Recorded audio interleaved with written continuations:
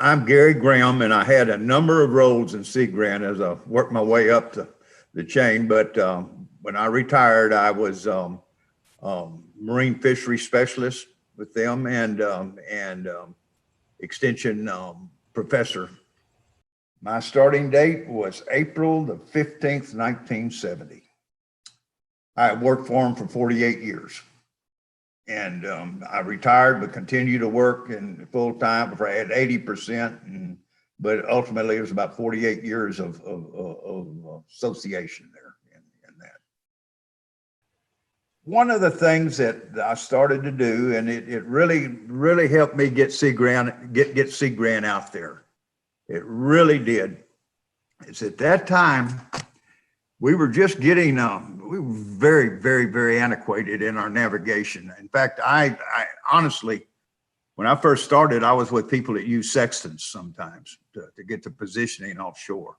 And our most unique system for navigation was radio beacons, and which isn't really accurate.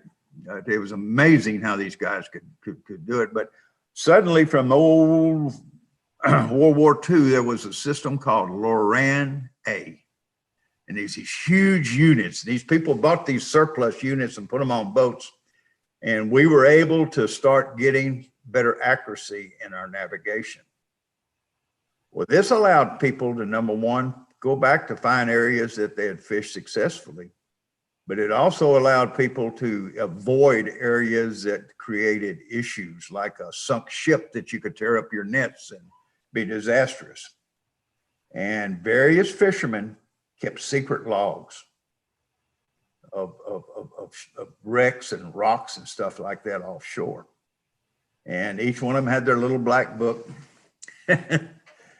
And so what I did is I started going to various fishermen saying, look, I don't want your good stuff. I want your bad stuff. It's no, and I'll tell you this, they were very protective of this. And they didn't know what Sea Grant was. They didn't, I mean, those guys had no idea what was going on. And some of them thought I was a game warden with the state and stuff. And I knocked on a lot of doors. I'll tell you, I met a lot of people and wasn't always well received at first, but what I did is finally got some people to share their information with me.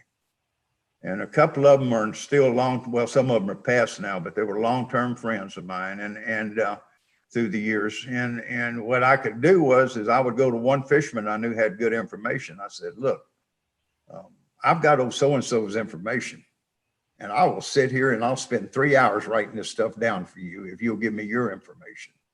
And there's no sense in everybody going out and tearing up their nets. And this snowballed. It absolutely snowballed. And I began building atlases in the Gulf from Brownsville to the mouth of the Mississippi River of various obstructions that people needed to avoid. And there's a lot of stories involved in that. Rice University was looking for the Civil War vessel called the Hatteras off of Galveston. And they had been looking for it, and they called me and some professors and asked me, said, would you have any idea, the shrimpers be hitting something? I said, about what area is it? And they told me, and I went in and I studied my data, and it came back and it said it could be either here or here. They found it in 2 days, and the shrimpers had it. It had been avoiding it, or it had, just stuff like that was so interesting. It became very popular.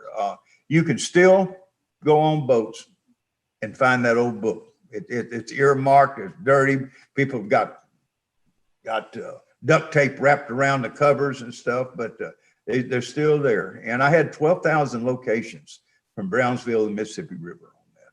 And that really took off, and people started knowing about Sea Grant.